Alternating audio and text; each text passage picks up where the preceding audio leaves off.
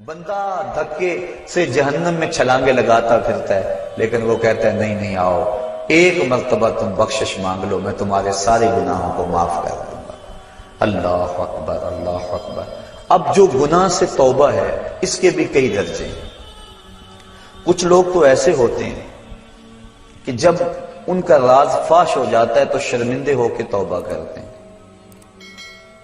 بجلی چوری کرتا پکڑا گیا، اب کہتے ہیں یا اللہ میری توبہ، یہ توبہ نہیں ہے، یہ اپنی شرمندگی پر ایک اظہار ہے، بس یہ توبہ نہیں ہے۔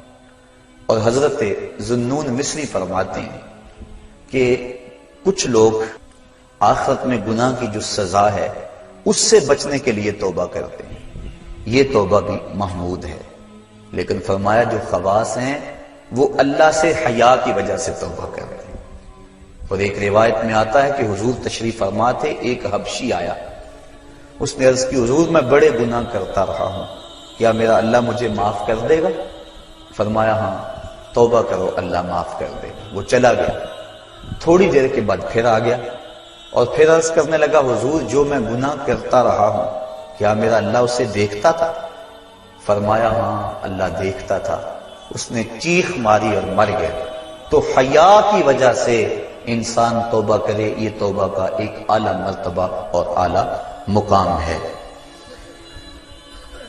جب انسان گناہ کرتا ہے تو حدیث شریف میں آتا ہے کہ 4 گواہیاں پیدا ہو جاتی ہیں۔ جب کوئی بھی گناہ کرتا ہے تو 4 اس کے گواہ بن جاتے ہیں۔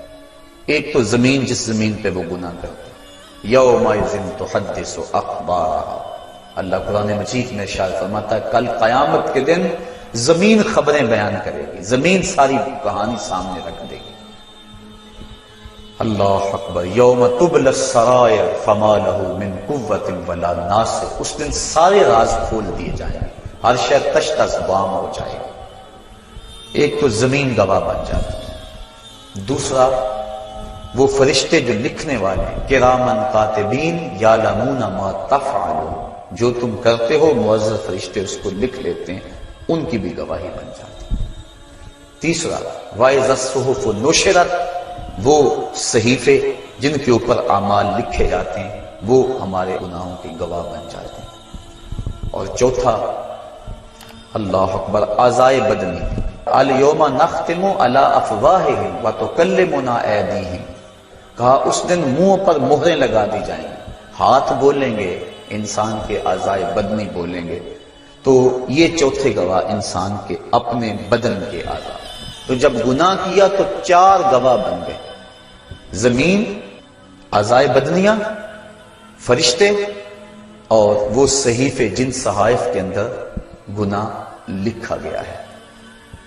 لیکن جب بندہ توبہ کرتا ہے، حدیث میں آتا ہے اذا تاب العبد انسى اللہ الحفظۃ ذنوبہ وانسى ذلك جوارحہ ومعالمہ من الارض حتی یلقى اللہ ولیس علیہ شاہد من اللہ بذنب، اور اگر توبہ کر لیتا ہے تو پھر اعضاء بھی بھول جاتے ہیں، فرشتے بھی بھول جاتے ہیں، نامہ اعمال بھی بھول جاتا ہے، حتیٰ کہ اللہ کے حضور اس کے گناہ کی گواہی دینے والا کوئی بھی موجود نہیں ہوتا۔ بعض صوفیاء اور بزرگوں نے کہا ہے کہ توبہ کی قبولیت یہ ہے کہ انسان اپنے گناہوں کو خود بھی بھول جائے، اور بعض نے کہا کہ نہیں، ان کو یاد رکھے، کیونکہ یاد رکھنا اس کو توبہ کا تکرار دیتا رہے گا۔ ایک بزرگ سے کسی نے پوچھا کہ گناہ کیا ہے اور توبہ کیا ہے؟ وہ کہنے لگے ایک گناہ کیا تھا 70 سال ہو گئے اس کی توبہ کر رہا۔ جب جوان جوانی میں توبہ کرتا ہے تو حدیث شریف میں آتا ہے کہ ان اللہ یحب الشاب التائب، اللہ تعالیٰ جو جوان جوانی میں توبہ کرتا ہے اس کو بہت زیادہ پسند فرماتا ہے۔ اور ایک روایت کے لفظ ہیں کہ جوانی میں توبہ کرنے والے سے بڑھ کر اللہ کا محبوب کوئی نہیں، اور بڑھاپے میں گناہوں پر اصرار کرنے والے سے بڑھ کر اللہ تعالیٰ کا مبغوث کوئی نہیں ہے۔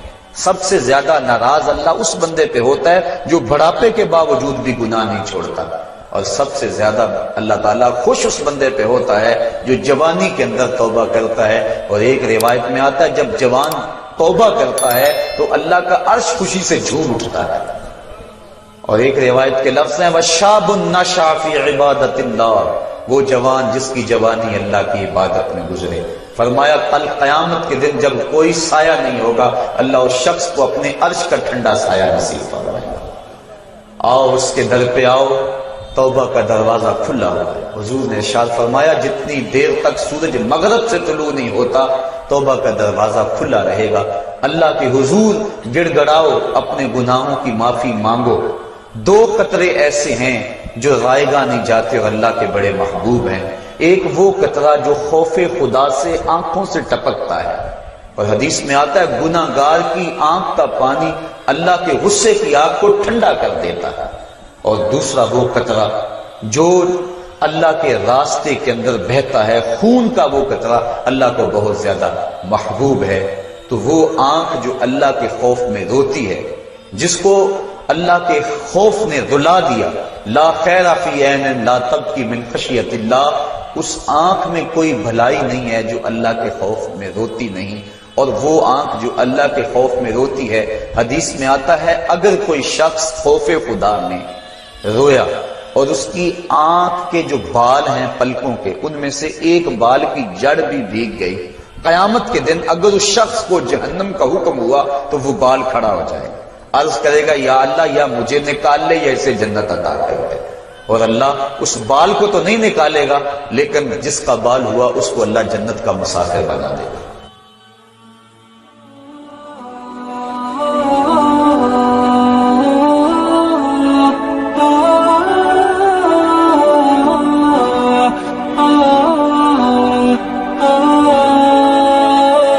ابھی ملیکہ کہتے ہیں میں نے 30 اصحاب رسول سے ملاقات کی ہے، 30 اصحاب رسول سے، تو میں نے ہر شخص کو فکر مند پایا ہے۔ وہ کہتے تھے ہمارا انجام ٹھیک ہو جائے، انجام ٹھیک ہو جائے۔ حضرت سیدنا ابو بکر صدیق رضی اللہ تعالیٰ عنہ، جن کے بارے میں میرے رسول کی زبان سے لفظ نکلے ابو بکر فی الجنہ، ابو بکر جنتی ہے، لیکن وہ کہتے ہیں ایک چڑیا کو دیکھ کے شاخ پہ بیٹھی ہے، کہا واہ چڑیا کتنی موج ہے تجھے، ایک شاخ سے اڑتی ہے دوسری شاخ پہ بیٹھ جاتی ہے اور قیامت کے دن تیرا حساب بھی نہیں ہوگا، پھنسے تو ہم ہیں جن کا حساب ہوگا۔ یہ وہ لوگ ہیں جن کی زندگی دیکھیے، ان الشیطان یفر من ظل عمر، عمر وہ ہے جس کے سائے سے شیطان بھی بھاگتا ہے، لیکن وہ کہتے ہیں کاش میں مٹی کا ڈھیلا ہوتا۔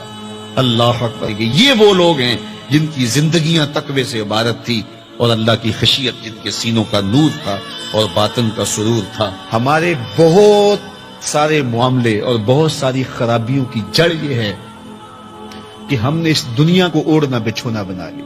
ایسے اس دنیا میں ہم زندگی گزار رہے ہیں جس طرح ہم نے اس دنیا سے کبھی جانا ہی نہ ہو۔ اس لیے دنیا کی بے رغبتی، دنیا کی بے رغبتی کا مطلب یہ نہیں ہے کہ ترک دنیا کیا جائے۔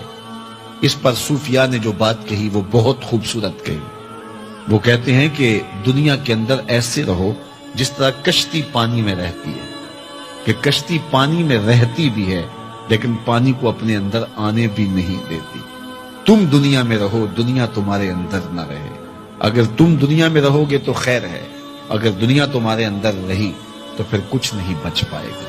کشتی پانی میں رہے تو خود بھی تیرتی ہے، اوروں کو بھی تراتی ہے، لیکن اگر پانی کشتی میں آ گیا تو کشتی کو لے ڈوبے گا۔ اس کی رحمت کے دروازے کھلے ہیں، آج ہم اس کی چوکھٹ پہ آ جائیں، کل تو آنا ہی آنا ہے۔ پھر جو کفن میں منہ چھپا چھپا کے آتے پھریں گے، کیا اچھا ہو کہ خود کھلے منہ سے اس کی رحمت کے دروازوں پہ آ جائیں۔ اس کی رحمتیں آواز دے رہی ہیں، یا ایھا الانسان، او بھاگنے والے انسان، او نسیان کے پتلے، او بھولے ہوئے، او بھٹکے ہوئے، راستہ چھوڑ کے جانے والے، مالک کی رحمت کی آغوش کو ترک کر دینے والے، آجا پلٹ کے، ما غرک بربک الکریم، آجا تیرا رب بڑا ہی کریم ہے۔ قبل اس سے وہ ماننے سے انکار کر دے، توبہ کا دروازہ بند ہو جائے، سورج مغرب سے طلوع ہو جائے، پھر بندہ ہاتھ کاٹے۔ کسی نے چیخ چیخ کے مجھے کہا تھا، کوئی رو رو کے ترلے منتیں کر کے مجھے کہتا تھا، میں اس کی بات کو نہ سنا، کاش کہ اس کی پکار کو سن لیا ہوتا، اس کی آواز پہ لبیک کہہ دیا ہوتا اور میں اس کے ساتھ چل پڑتا اور وہ مجھے انگلی تھام کر محمد عربی کی چوکھٹ پہ پہنچا دیتا، تو آج یہ رسوائیاں میرا مقدر نہ ہوتی۔ صاحب آؤ کتاب رحمت آواز